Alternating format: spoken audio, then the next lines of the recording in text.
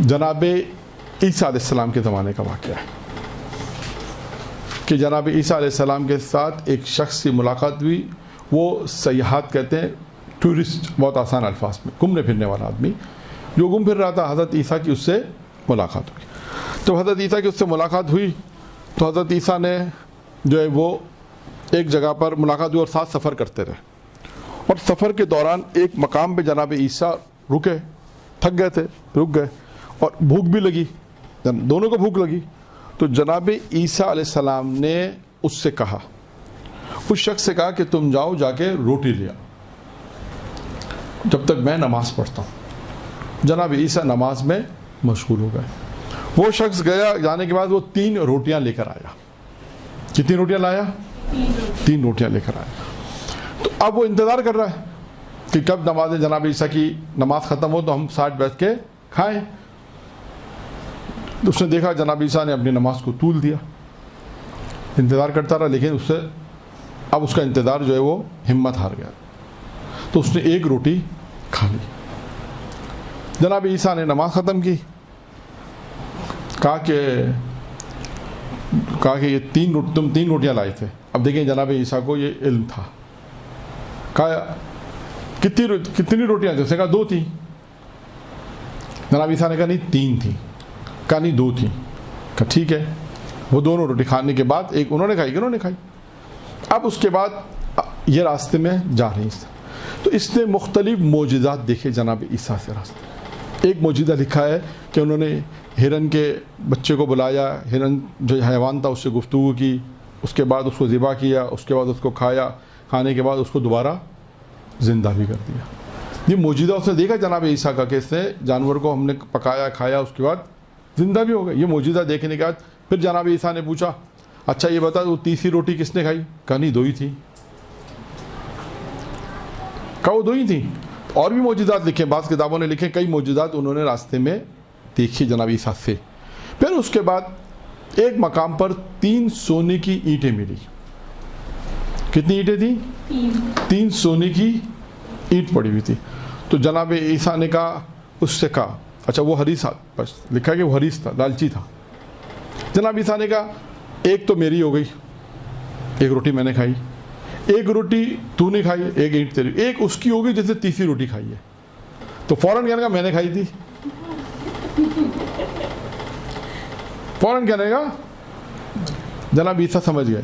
یعنی عیسیٰ نبی سے معلوم تھا، لیکن یہ درس ہے کہ انسان دیکھیں یہ جو تھوڑی دیر سے پہلے ہم جو کہہ رہے ہیں نا مال میں لالچی ہونا، یہ تاریخ کے بہت سے واقعات میں یہاں پہ ایک روک کے بعد سے اشارہ کر رہا ہوں، وہ واقعات کو بیان نہیں کر رہا، کہ تاریخ میں ایسے واقعات ہیں کہ جو مال کی لالچ میں آ کے لوگوں نے جعلی حدیثیں بنائی. یہ تک لکھا ہے ایک واقعہ،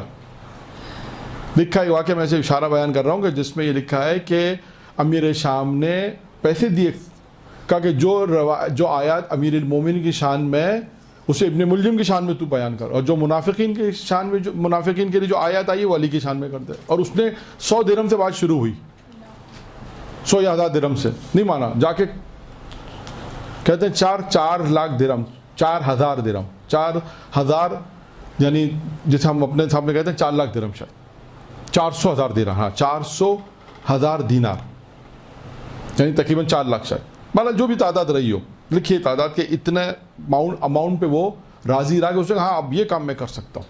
تو اب دیکھیں یہ سمجھ میں آتا ہے جو تاریخوں میں ہم پڑھتے ہیں نا اختلاف کیوں ہوتا ہے. اختلاف کی وجہ یہی ہے کہ بعض لوگوں نے تاریخوں میں یہ کام کیے ہیں کہ جو آیات شان امیر المومنین میں تھی وہ دشمنوں کی شان میں کہا کہ نہیں یہ تو فلاں کی شان میں ہے. کس نے کہا علی کی شان میں؟ کس نے کہا امیر المومنین کی شان میں نہیں ہے؟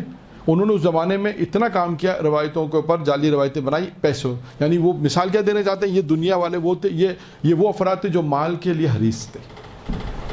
یہ مثال ہے کہ اتنا مال بھی لیتے تھے اور اس کے بعد وہ کام بھی انجام دیتے تھے.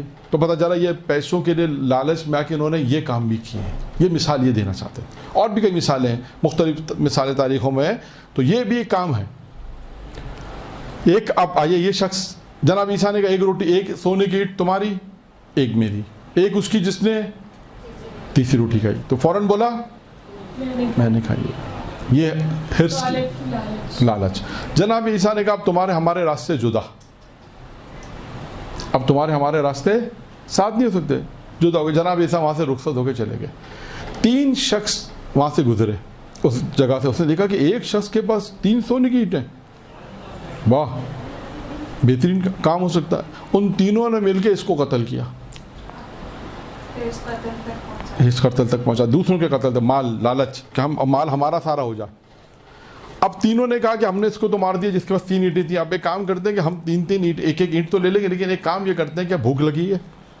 ایک نے کہا, دونوں نے کہا ایسا کرو تم جو ایک شخص اس اینٹوں کی حفاظت کرے. 2 شخص نے کہا ہم کھانا لے کر آتے ہیں. 2 شخص کھانا لینے گئے تو انہوں نے آپس میں کیا خیال کیا کہ ایسا کرتے ہیں کہ ہم جو ہے پہلے جاتے وقت ہم جاتے اس کو مار دیں گے, ہم جاتے ہی اس کو مار دیں گے. اور کھانے میں انہوں نے زہر ملا دیا, کھانے میں زہر ملایا کہ وہ کھائے گا تو وہ مر جائے گا, ہم لے لیں گے. بلکہ انہوں نے اس طرح پلان بنایا کہ کھانا اس کو دیں گے, وہ جیسے ہی کھائے گا تو وہ مر جائے گا, ہم 2 ہم لے لیں گے. جیسے ہی وہ شخص پہنچا ادھر, اس شخص نے بھی پلان بنایا. کیا پلان بنایا کہ جیسے ہی وہ دونوں آئیں گے میں اس کو مار دوں گا. اب وہ دیکھیں یہ مال کی سارا کس چیز میں ہو رہا ہے, مال کے لالچ میں. اب یہ جب کھانا میں زہر ملا کے پہنچے وہاں پہ, جیسے ہی پہنچے اس نے کیا کیا, اس شخص نے جو مال کی جو سونے کی اینٹوں کی حفاظت کر رہا تھا اس نے ان دونوں کو مار دیا. اب اس نے کہا ایسا کرتا ہوں میں کھانا وانا کھا کے آرام سے پھر 3 اینٹیں میں لے جاؤں آرام سے. جو کھانا کھایا, کھانے کے بعد کھانے میں تو کیا وہ نتیجہ نکلا, وہ بھی مر گیا. اب جناب عیسیٰ جب وہاں سے گزرے, واپسی میں گزرے وہاں سے, تو دیکھا کہ 4 جنازے رکھے ہیں اور 3 سونے کی اینٹیں وہاں رکھی ہیں. اور کیا کہا کہ دنیا اپنے اہل سے یہی سلوک کرتی ہے.